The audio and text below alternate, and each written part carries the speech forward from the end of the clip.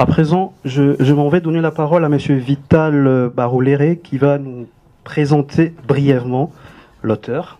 Monsieur Vital Baroléré est président du conseil d'administration de Dynamique Congo. En fait, c'est un honneur pour moi d'être déjà à côté du Mukubwa, comme disait quelqu'un ici, aux côtés de Djungu Simba. Il est difficile de le présenter parce que je pense à la fois difficile, à la fois facile. Parce qu'un écrivain ne se présente pas, on ne le présente pas, on le lit. Hein, on les lit. Et depuis les années 80, j'ai eu la chance de lire que certains de ces bouquins qui ont participé en tout cas à ma formation, comme tant d'autres bouquins. Surtout qu'il écrit bien. Hein, il écrit bien. Mais Djungu Simba est difficile à présenter parce qu'il a plusieurs facettes que vous connaissez, mais il faut les rappeler peut-être pour situer l'homme. Il est écrivain, même s'il est ni de temps en temps, j'y reviendrai.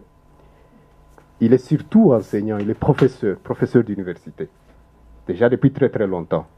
À l'université catholique du Congo, à l'université pédagogique nationale au Congo. Il est chercheur à Anvers, à l'université d'Anvers. Ce que je loue chez lui, parce que la plupart des fois, je vois des collègues ou des personnes qui ont fait des thèses de doctorat et qui se sont arrêtés là.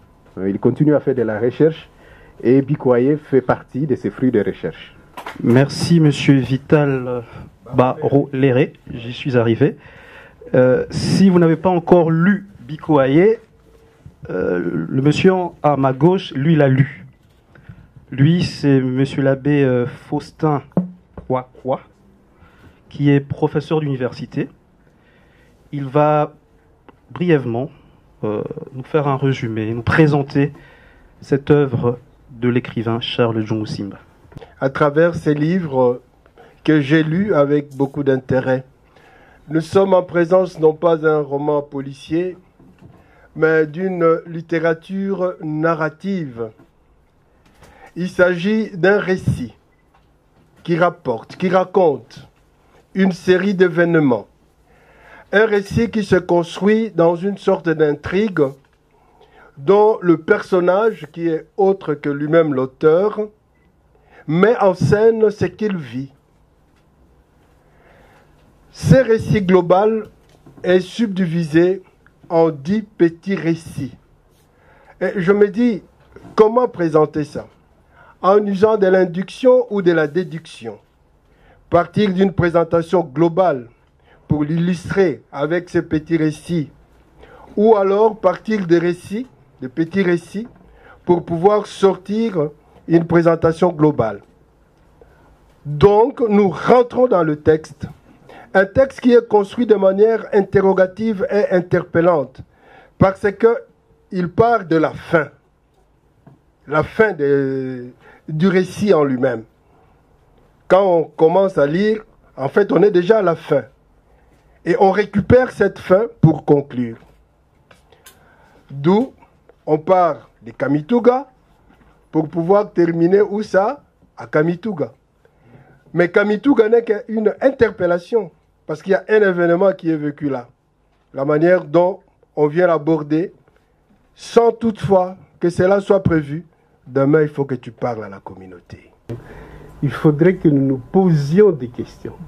Je n'ai pas dit Bikoye pour faire la mode, pour suivre la mode d'écrire en langue. J'ai écrit aussi un autre livre, 2 autres livres, je crois, Congolais, Tupi, Mikoshi, en Lingala et en Swahili. Là, je restitue la parole, comme l'abbé l'a dit.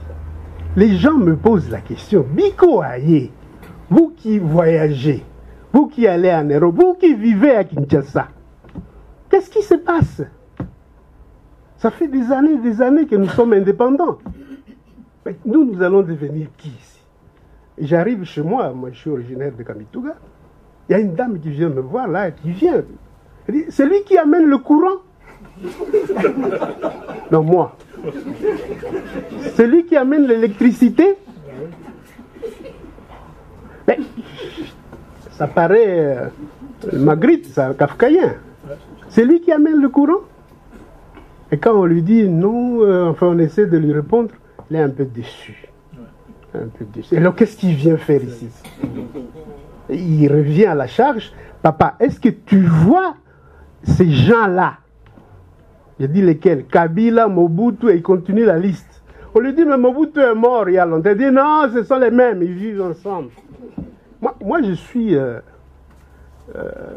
estomaqué devant ces interrogations-là. Quand je retrouve mes anciens collègues, mes anciens condisciples, qui sont des loques, qui n'arrivent pas à suivre, hein, et que je vois d'autres qui sont au pouvoir, parce que bon, ils se sont servis dans la chaîne alimentaire, mais vous sentez bien qu'ils ne sont pas heureux. Vous sentez bien qu'ils ne sont pas heureux. Ils sont là en train de nourrir le ventre, le bas-ventre, et de faire je ne sais pas quoi. Bon, moi j'ai peur. Et je vois la même réalité au Rwanda. Je vois la même réalité au Burundi. Je suis resté des heures et des heures à la frontière entre le Burundi et la nouvelle frontière. Burundi et la République démocratique du Congo, à Kavimvira, Bukavu, tout ça. Essayant de dire aux gens là, mais c'est pas ici la frontière. La frontière c'est là. Est-ce que la frontière a été avancée? Non, ils me disent, mais pourquoi? Les Congolais, pourquoi? Les Burundais m'ont dit, oui, je ne sais pas si tout le monde parle swahili ici, mais dit, non, non, ni c'est votre pays. Vous le récupérerez le moment venu. Mais ils comprennent bien que nous avons cédé les pays comme ça. Et la partie que nous avons cédée est propre. La partie que nous gardons, pardon, est très sale. C'est la même chose du côté de Goma. La partie que nous avons est très sale. Le Rwanda a dû même arranger ça pour qu'on n'entre pas chez eux avec beaucoup de saleté. Ça n'empêche pas que les autorités du coin vont dormir de l'autre côté. Donc il y a des choses incroyables qui font que, bon, quand même, les gens vous posent la question. Mais vous qui avez étudié, vous qui venez, vous, je les connais, vous, je ne sais pas qui est qui. Ben, expliquez-nous, il y a quelque chose là, quelque chose qui ne marche pas. Quelque chose qui ne marche pas. Bon, donc, je vais être bref. Très bref. Je vais poser plus de questions qui y répondent d'ailleurs. Jeunesse africaine et littérature, défis et devoirs citoyens. Ben, je voudrais d'abord dire que ce genre de sujets sont très prisés en Afrique. Hein, des dissertations, des discussions. Faciles, il me semble, hein, dans les forums intellectuels. Hein, mais, parce qu'ils sont à la fois élastiques. Hein, jeunesse africaine et littérature, jeunesse africaine et chimie, jeunesse africaine et sport, jeunesse africaine et tout ce que vous voulez. C'est très, très, très... l'abbé en a parlé, à l'indépendance, tout le monde voulait avoir une équipe de football. On n'a pas cherché à savoir s'il y avait des footballeurs, une équipe de football. On voulait avoir une université, on n'a pas cherché à savoir si on avait des profs d'université. Heureusement qu'il y avait encore quelques profs coloniaux. Donc c'est très élastique. On pourrait en effet varier à l'infini l'angle de la palabre et donner l'impression de se livrer chaque fois à un devoir d'inventaire et à un exercice d'engagement citoyen. On peut faire ça. Ça peut être de cartes blanches, de papier, des éditoriaux, tout ça. Mais à la fois élastique et pauvre. Pauvre et maladroit. Mais surtout pipé. C'est des questions pipées. En effet, même si on ne le dit pas toujours, l'idée sous-jacente demeure que le corps social qu'on appelle jeunesse africaine, derrière lequel beaucoup de gens se drapent ici, existe de soi. Et qu'il est là, en attente d'être convié, d'être associé aux responsabilités politiques. Il y a beaucoup de jeunes vieux, beaucoup de jeunes qui ne le seront jamais, sont des vieillards, hein, et il y a beaucoup de vieux qui n'ont pas eu l'occasion peut-être d'exercer leur jeunesse, leur talent de jeunesse. Donc on croit qu'on est automatiquement jeune. Jeune, il faut le prouver. Ce n'est pas un problème de pas de barbe, je n'ai pas ceci. Non. La jeunesse se mesure autrement que par les paramètres. Et surtout, le grand problème que nous avons chez nous, c'est de plaquer nos réalités, le contour de nos réalités, à des sociétés qui ne fonctionnent pas ou qui ne fonctionnent plus comme les nôtres. La société qui est la nôtre, la société congolaise ou africaine, ce sont des sociétés coloniales. C'était des sociétés qui devaient devenir, je me souviens bien parce que j'ai étudié ça très bien, que même le mot Congo, congolais, c'était de la modernité. C'était une invention. Ce n'était pas les autochtones, ce n'était pas les coloniaux, c'était la nouvelle société des gens qui paraissaient dangereux par rapport au pouvoir colonial, parce qu'ils voulaient créer une nouvelle société. Et cette société-là était dangereuse, en ce sens qu'elle saquait l'ancienne, elle menaçait la nouvelle, c'est-à-dire la coloniale, celle qui voulait être... Donc, il me semble qu'il faut faire attention à certaines catégories. Hein? Je n'ai pas besoin de m'épanouir et de m'époumoner pour vous dire que c'est faux. La jeunesse africaine ne prendra pas les relais de ceux qui sont au pouvoir, si vous les considérez comme vieux. Il faudra lutter, il faudra arracher, il faudra faire violence. Faire violence. Il n'y aura pas de « venez, nous partons ». Non.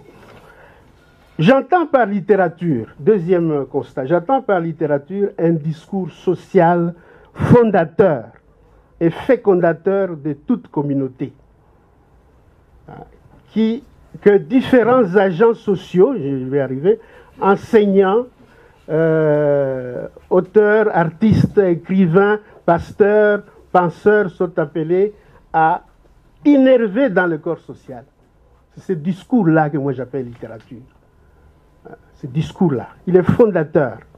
Chacun selon les règles de son art, afin de produire l'excellence et, à partir de l'excellence, faire progresser la société. Accéder à la modernité, accéder au développement. Il en est de cette littérature et de cette communauté-là comme de la poule et de l'œuf. On ne sait pas qui féconde de l'autre, mais enfin, les deux peuvent avoir une existence qui s'étire. Néanmoins, on a cette littérature-là ou on ne l'a pas. Et quand on ne l'a pas, on n'est pas un pays, on n'est pas un État, on n'est pas une nation, on est un lieu. Un lieu. C'est ce qu'on est là. Nous sommes un lieu. Et cela vient de la fragilité, mais ça ne peut pas être un prétexte à évoquer indéfiniment. Comment nous sommes arrivés là? Très facilement. C'est le pays le plus jeune qui n'a pas fait longtemps pour avoir son autonomie. Le Congo. Le bien de quelqu'un qui est resté ici, qui n'est jamais allé là-bas. Et quand il a senti qu'il risquait de le perdre, bon, il a fait ce qu'il a fait. Hein, il a essayé de mettre, alors que c'était ouvert à tout le monde, il a mis les agents qui pouvaient perpétuer son œuvre. Et le moment venu, quand la santé a décliné, il a essayé de refiler ça à la Belgique, qui n'en voulait pas. Et le moment venu aussi, les autres qui n'avaient pas eu le cadeau, notamment les Américains et les Russes un peu plus tard, ont accéléré la décolonisation du Congo, parce que c'est trop grand le Congo. Et nous avons reçu ça un peu comme ça, comme un cadeau trop facile. Ce qui fait que nous n'avons pas l'idée de ce que le pays.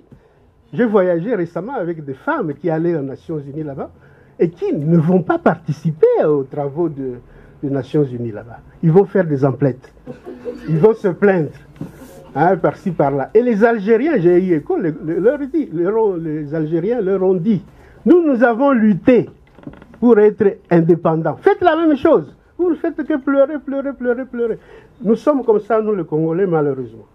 Hein, ma fille, hier, je termine France, avant-hier, ma fille me pose la question, elle dit, papa, mais en Syrie, ma fille est quelque part là. En Syrie, on est en train de voter. Mais pourquoi c'est difficile chez nous?